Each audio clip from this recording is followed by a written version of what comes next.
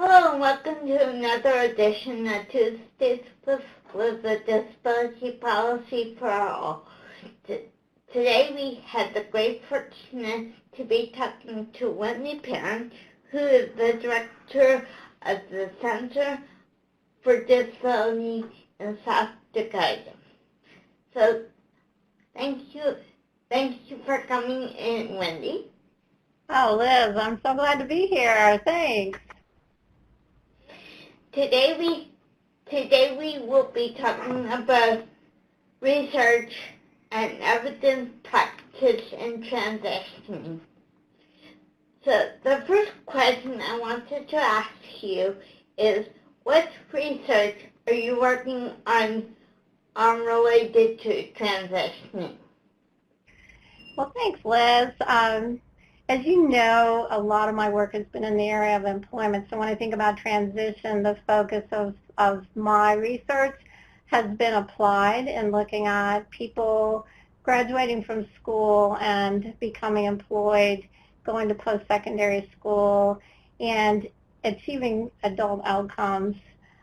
So a couple of things that are really exciting that we've got going on. One is called SD Futures, Self-Directed Futures, that myself developed with the Coleman Institute and specifically Shay Tanis there. And we're so excited because it's an online curriculum for high school students. And the unique feature about it is that it's cognitively accessible. So it allows kids, particularly in 18 to 21 programs, to be able to explore careers, to engage in work experiences, to lead their employment team meetings, identify their supports, and create a portfolio that then helps guide that blueprint to providing a roadmap to employment through the school system or through the adult service system after they graduate. So that one, we finished that and we're getting ready to scale it up on a much larger level to evaluate its efficacy in terms of outcomes. Another one that is really exciting is in the area of healthcare transition, and that is focused on young adults transitioning from pediatric care to adult medical care.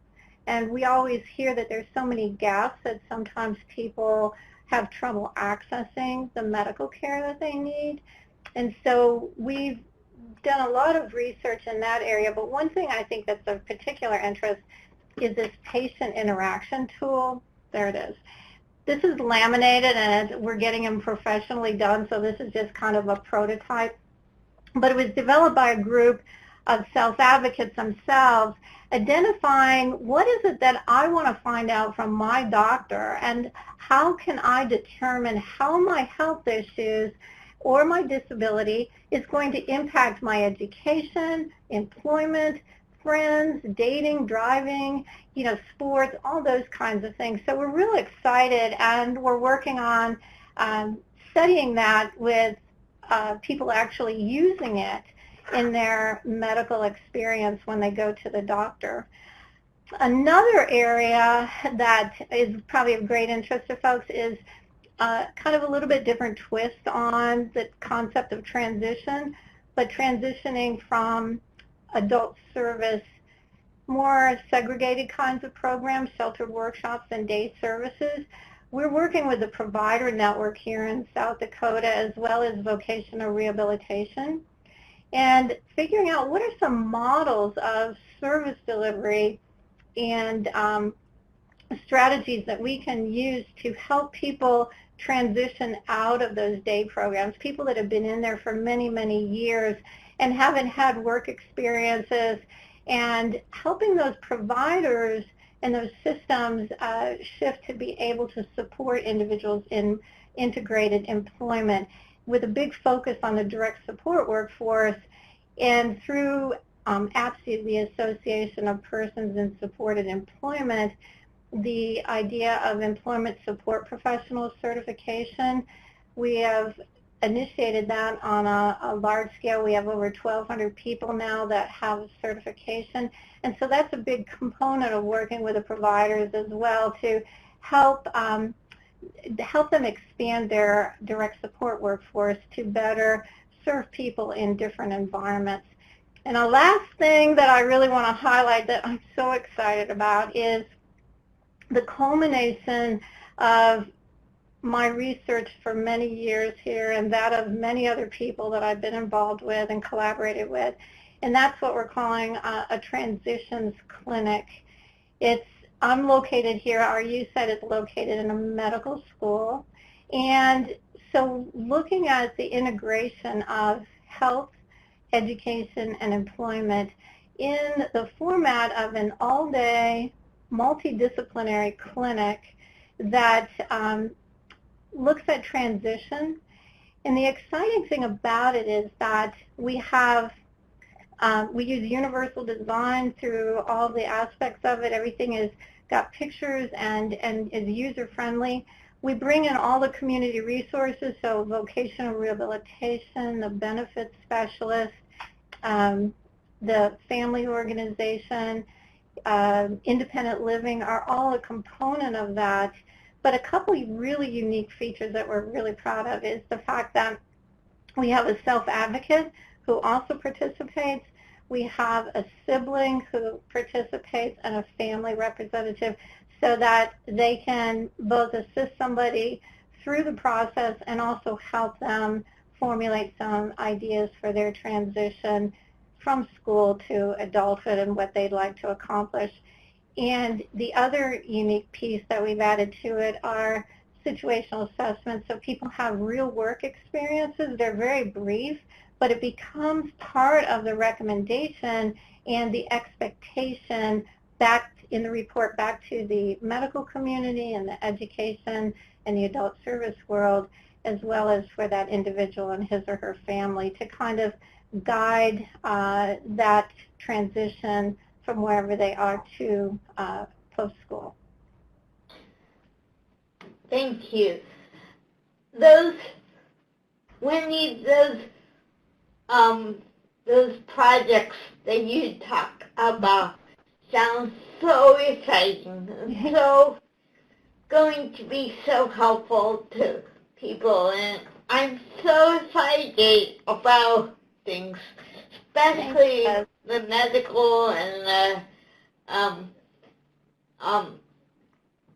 coming all together, medical education and vocational. I think that's really exciting for people. Thank you, Liz. It is. We're really thrilled with everything so far. The next question is, first of all, can you explain what evidence-based practice is and how will that help or inform policymakers?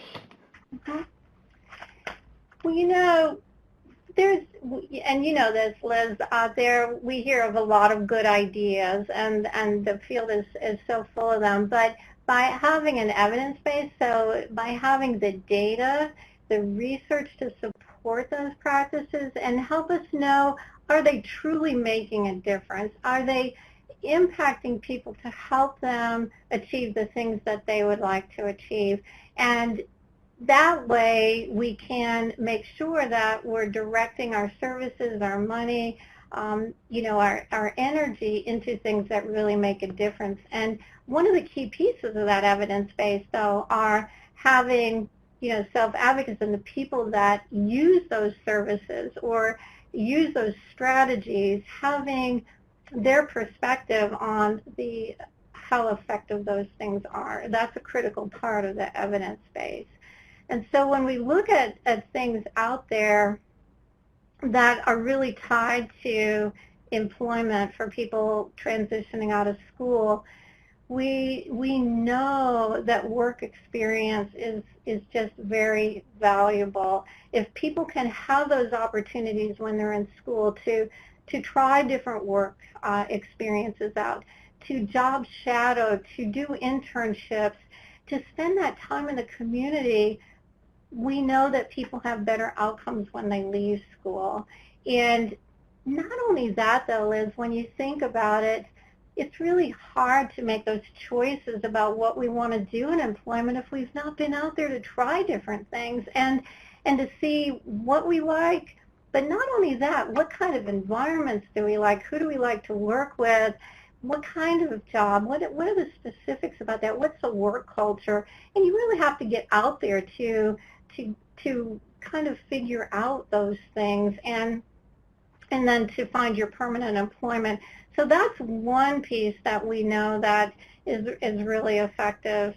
The other is self-determination of people having the opportunity to make choices, to make decisions, and to experience the consequence of those and to learn from them. And that's just a natural part of transition, but we oftentimes don't give people those opportunities to be able to make those choices for themselves.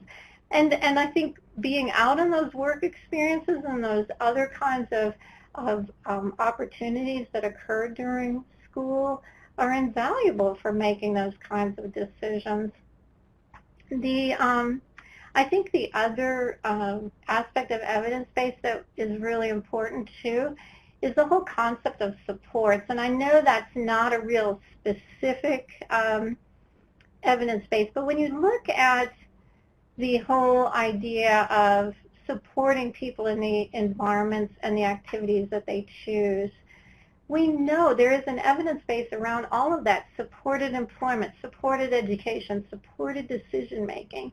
Yet, when we turn that into practice, we often forget that idea of supports. And too often, the notion is you either do it or you don't do it. And that area of doing it in a different way, doing it with supports, kind of gets lost in our service delivery systems. So I think that's something for people to keep in mind, that sharing the idea of, if I have this support, I can do that. This type of support would be helpful to me. I think that we need to bring the supports people need in at the front end, not as a last resort, which is what happens too often. And the last piece that I really wanted to mention was about employment first. Many people may have heard about that. It's one of the most exciting things in all my years in the field. It's kind of rejuvenated us, brought the field together with a central focus of employment for everyone. And the idea of employment first is that it's the first option, that we think of integrated employment as the first option for everyone. Maybe not the only option, but the first option.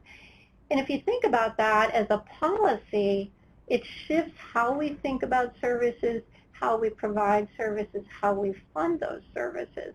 And it's very exciting because we're seeing initiatives at the federal level, we're seeing state policies, we're seeing directives, we're seeing legislation, with the whole emphasis on people participating in integrated employment.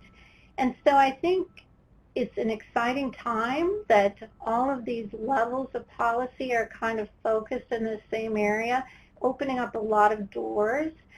I'd like to say that everybody out there that's interested in employment, that door would open for them, but it doesn't always happen that way. So what I'd like to suggest to people is this is a really good time to be communicating your interest in employment, asking for employment, and particularly in light of employment first being a driving force right now in our policy, and trying to turn that more into practice that results in employment outcomes for people. Thank you. And all of that sounds so exciting, and we're at the tipping point of people's lives, and exciting things are coming in 2016.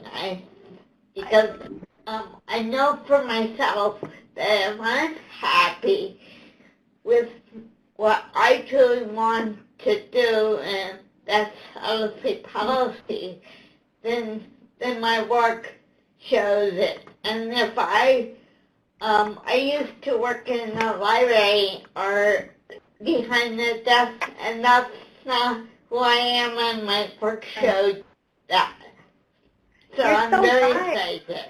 You're so right, Liz. And I'm trying to think back. You and I did a lot of work together and a lot of training, and I'm thinking it was like maybe 10 years ago, maybe a little bit more. I've lost track now.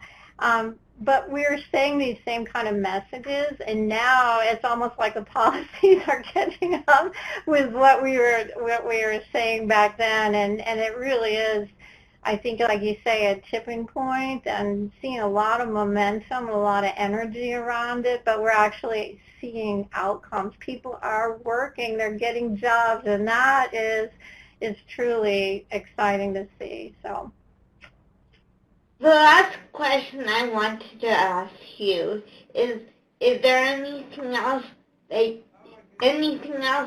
you would like to talk about that I missed, or we haven't talked about regarding research, or evidence practice?